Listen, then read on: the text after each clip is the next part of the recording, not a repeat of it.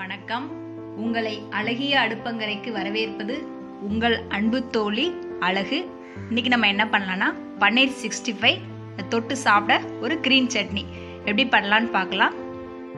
பன்னீர் 200 gram, சோள மாவு 4 spoon, அரிசி மாவு 2 ஸ்பூன், இஞ்சி பூண்டு பேஸ்ட் 2 ஸ்பூன், மிளகாய் தூள் 2 ஸ்பூன், மஞ்சள் தூள் 1/4 டீஸ்பூன், கரம் மசாலா சிறிதளவு, மிளகுத்தூள் சிறிதளவு, உப்பு தேவையான அளவு, நறுக்கிய பச்சை மிளகாய் சிறிதளவு 4, கருவேப்பிலை நறுக்கியது சிறிதளவு, எலுமிச்சை அரை மூடி, தேவையான அளவு தண்ணீர்.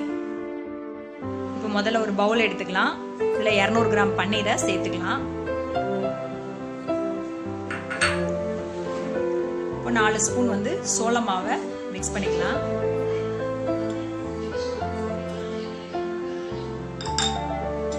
ரெண்டு ஸ்பூன் அரிசி மாவு மிக்ஸ் பண்ணிக்கலாம்.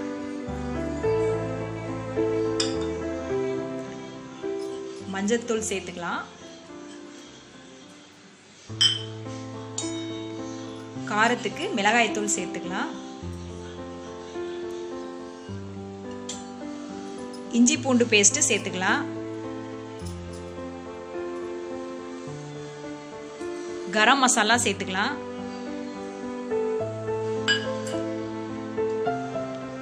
மிளகுத்தூள் சேர்த்துக்கலாம்.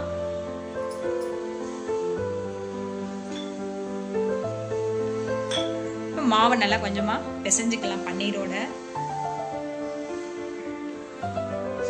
பன்னீர் மாவு மிளகாய் தூள் எல்லாம் பிசைஞ்சாச்சு.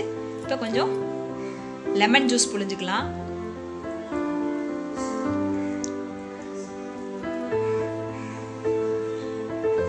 லெமன் ஜூஸ் புழிஞ்சதுக்கு பிறகு பச்சை மிளகாயை சேர்த்துக்கலாம்.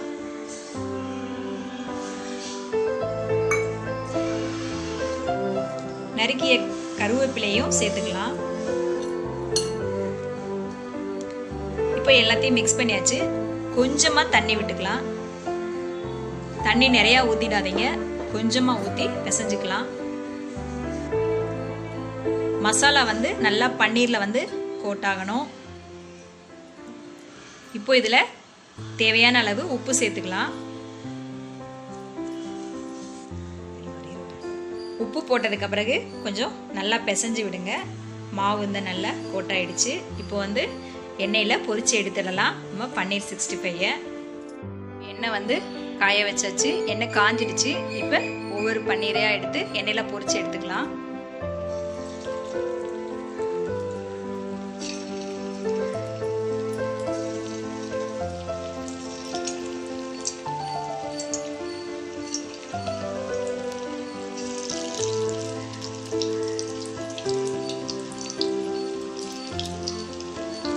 பன்னீர் உள்ள சீக்கிரம் வெந்துடும். வெளியில மாவு மட்டும் வெந்த உடனே எடுத்துருங்க.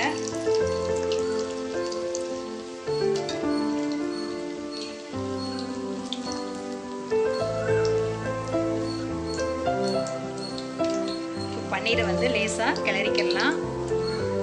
மாவு மட்டும் வெந்த உடனே எடுத்துடலாம். உள்ள பன்னீர் சீக்கிரம் வெந்துடும். மாவு மட்டும் வெளியில நல்லா வெந்த உடனே பொரிஞ்ச உடனேவும் பன்னீரை வெளியில எடுத்துடலாம்.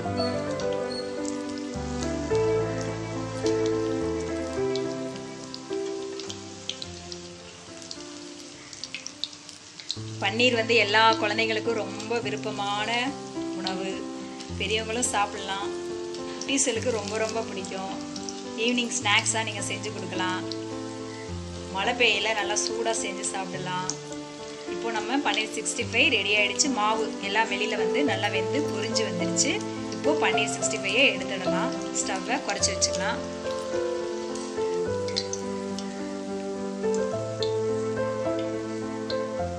பன்னீர் 65 ரெடி ஆயிடுச்சு.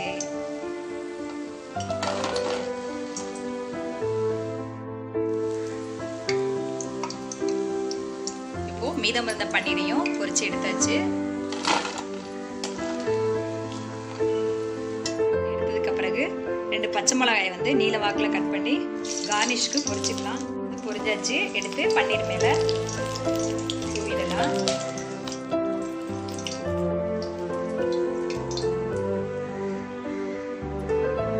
கொஞ்சம் கருவேப்பிலையும் சேர்த்து பொரிச்சுக்கலாம்.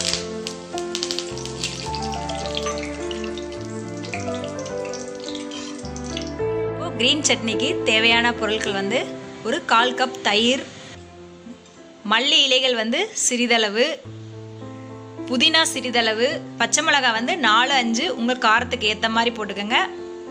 2 பல் பூண்டு பெருசாக இருந்துச்சு, நான் சின்னதாக வந்து நறுக்கிக்கிட்டேன். ஒரு சின்ன துண்டு இஞ்சி, தேவையான அளவு உப்பு. இப்படி பண்ணலான்னு பார்க்கலாம். மிக்ஸி பவுல் எடுத்துக்கலாம். இதில் 1/2 கப் தயிர் சேர்த்துக்கலாம்.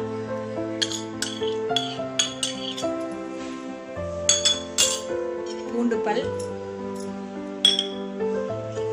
இஞ்சி, பச்சை மிளகாய், புதினா இலைகள்,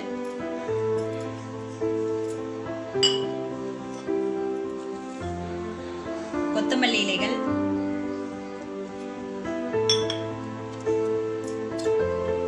சிறிதளவு உப்பு, தேவையான அளவு உப்பு சேர்த்துக்கலாம்.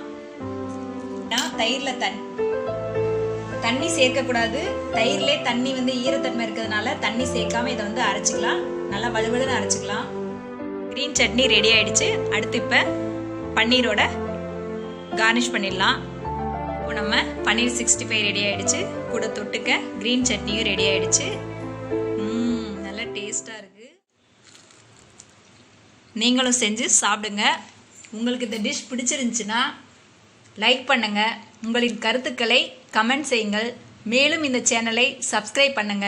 நன்றியுடன் உங்கள் அன்பு தோழி அழகு.